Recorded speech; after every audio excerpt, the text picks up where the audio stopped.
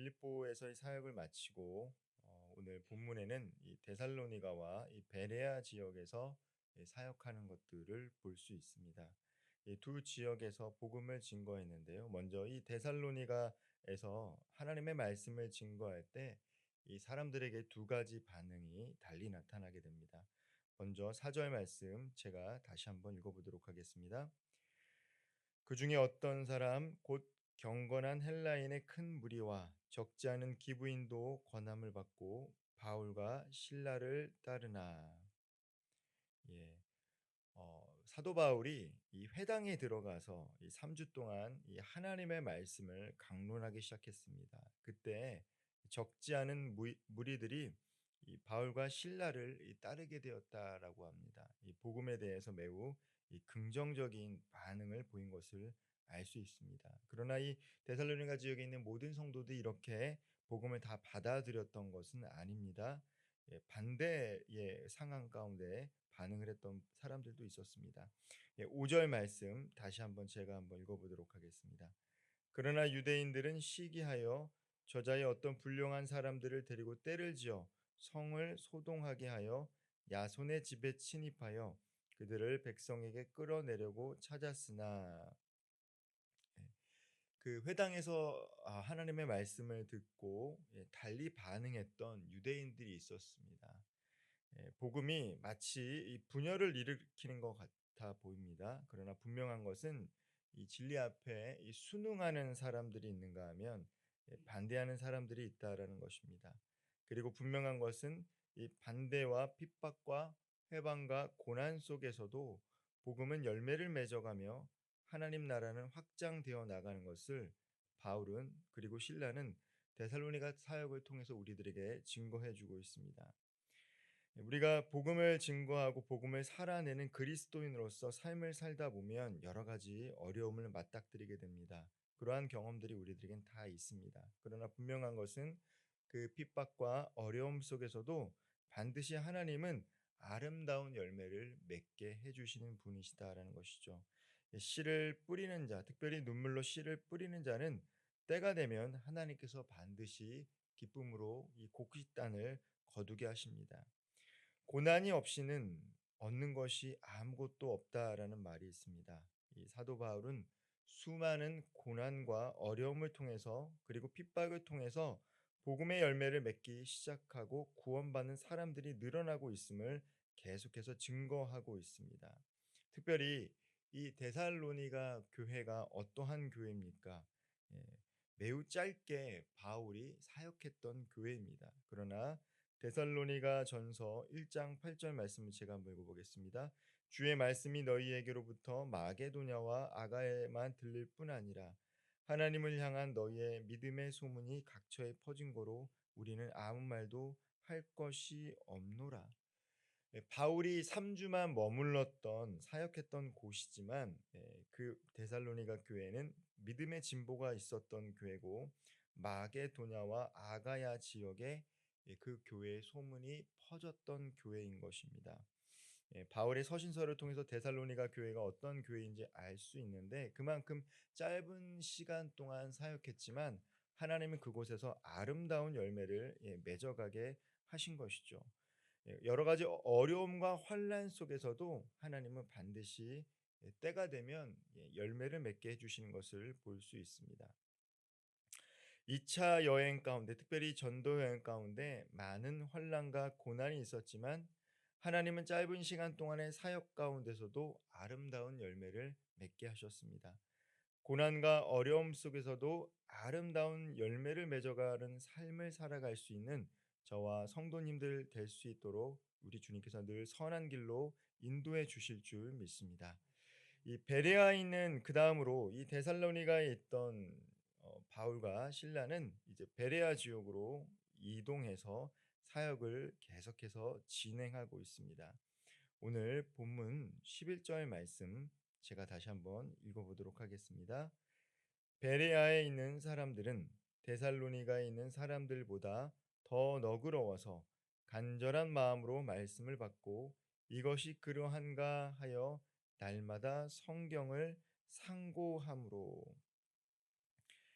말씀이 증거될 때에 그 말씀을 순수하게 믿음으로 받아들이는 사람이 있는 반면에 또 그 말씀을 받지 못하는 사람들이 있습니다. 그 차이가 무엇입니까? 바로 이 마음밭의 차이입니다. 착하고 좋은 마음에는 하나님께서 씨앗을 뿌리면 이 30배, 60배, 100배의 열매를 맺게 하시는데, 혹여나 이제 길가에 떨어진 마음, 그런 마음들은 가시덤불에 떨어진 마음, 이런 마음들에는 아름다운 열매가 맺기 어렵다라는 것이죠. 그런데 이 베레아 지역에 있던 사람들의 마음밭이 매우 좋았던 것 같습니다. 베레아에 있는 사람들을 굉장히 이 너그럽다라고 이 성경은 기록하고 있는데, 이 뜻은 그곳에 있는 사람들이 매우 신사적이고 고상하고 고귀하다라는 뜻을 가지고 있습니다. 우리의 마음의 상태에 따라서 그 복음이 정말 나의 삶의 생명이 되고 진리가 되는 말씀이 될 수도 있지만, 마음밭이 이 강팍해지면 어떻게 됩니까? 말씀을 받아들이기가 어렵다라는 것입니다. 오늘 우리가 이 자리에서 예배를 드릴 수 있게 된 이유는 무엇입니까? 하나님께서 이 성령으로 말미암아 우리의 마음밭을 만져 주셨기 때문에, 복음의 씨앗이 뿌려질 때에 그 복음의 씨앗을 거부하지 않고 받아들였기 때문에 예수님을 주라 고백하고 이 자리에서 예배를 드리게 되는 것입니다. 그러나 세상에서 예수 그리스도를 믿지 않는 사람들, 복음을 증거해도 받지 않는 사람들은 마음밭이 아직 하나님의 말씀을 받기에 좋은 밭이 아니기 때문입니다. 베레아 교회는 어떤 교회입니까? 오늘 말씀에 매우 신사적인 교회였다라고 이야기합니다. 신사적인 교회가 뭐 오늘날로 말하면 뭐 나이스한 사람들이 많아서 신사적인 교회였다라기보다는 마음을 열고 말씀을 듣고 또 들은 말씀을 날마다 상고했기 때문에 신사적인 교회였다라고 합니다. 오늘날로 말하면 이미 베레아 교회 성도들은 큐티를 하고 있었다는 것이죠.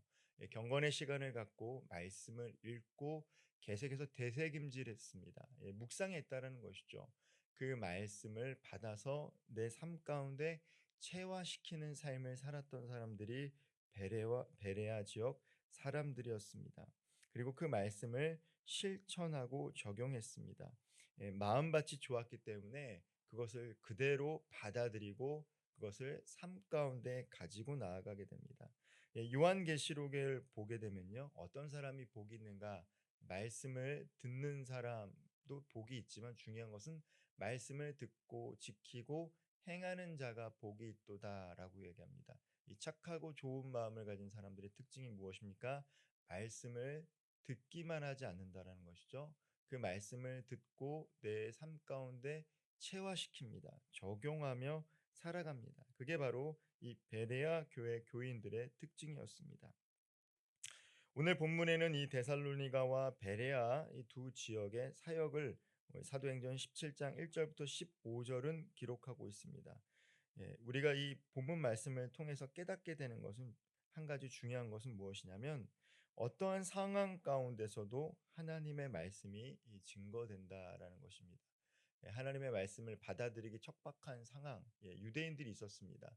데살로니가 지역에는 하나님의 말씀을 받아들이지 않는 유대인들이 있었습니다. 그럼에도 불구하고 바울은 3주라는 시간 동안 하나님의 말씀을 증거했고, 그 말씀을 통해서 이 마게도냐와 아가야 지역에 소문이 퍼질 정도로 믿음의 진전이 있었던 교회가 바로 데살로니가 교회가 되었다라는 것입니다. 우리들의 삶 가운데 여러 가지 고난과 아픔과 핍박이 올 수 있습니다. 그것이 예수를 믿기 때문에, 특별히 복음을 증거하는 삶이기 때문에 오는 고난이 될 수도 있고, 그것과 상관없이 우리의 인생을 살면서 맞닥뜨리는 여러 가지 고난과 아픔이 있을 수 있습니다. 그러나 분명한 것은 때가 되면 하나님께서 그 길을 열어주시고 그 고난 가운데 하나님의 뜻을 우리들에게 보여주십니다. 특별히 복음을 증거하는 사람, 복음의 삶을 살아가는 성도들에게는 하나님이 그 고난을 통해 반드시 아름다운 열매를 맺게 하신다라는 것이죠. 가정에서 홀로 예수를 믿기 때문에 어려움 상황 가운데 있는 성도님들 또한 계십니다. 우리 가정만 예수를 믿기 때문에 친지들을 만날 때에 어려움을 겪게 되는 우리 성도님들도 계십니다. 내가 예수를 믿기 때문에 직장과 사업의 터전에서 오는 손해 또한 있을 수 있습니다. 그러나 분명한 것은 그 척박한 상황과 고난과 이 핍박의 상황 속에서도 예수 믿고 복음을 증거하는 삶을 살아가게 되면 때가 되었을 때 하나님께서 반드시 열매를 맺게 하십니다. 오늘도 우리의 삶 가운데 열매를 맺어가는 저와 우리 모든 성도님들 되시기를 소망합니다. 하나님과 동행하면서 복음을 증거하고 복음적인 삶을 살아감으로 하나님께서 우리에게 맺게 하실 그 열매를 기대하며 눈물로 씨를 뿌려갈 수 있는 축복된 하루를 시작할 수 있는 저와 우리 모든 성도님들 되기를 주님의 이름으로 축원드립니다. 기도하겠습니다. 하나님, 바울은 수많은 전도 여행의 여정 속에서 하나님과 함께 하셨음을 우리가 발견하게 됩니다. 바울의 그 여정 가운데 열매를 맺게 하셨던 그 구원의 역사가 오늘 말씀을 듣고 하루를 시작하는 저와 우리 성도님들의 삶 가운데도 이루어지게 하여 주시옵소서. 우리의 삶 가운데도 하나님의 능력이 나타내고 열매가 맺어지는 그런 하루가 될 수 있도록 우리 각자의 삶의 자리에서 눈물로 씨를 뿌리며 기쁨으로 단을 거두기를 원하며 하루를 시작할 수 있도록 인도하여 주시옵소서. 때가 되었을 때 반드시 하나님께서 열매 맺는 삶 허락하실 줄 믿으며 이 모든 말씀 우리 구주 예수 그리스도의 이름으로 간절히 기도하옵나이다. 아멘.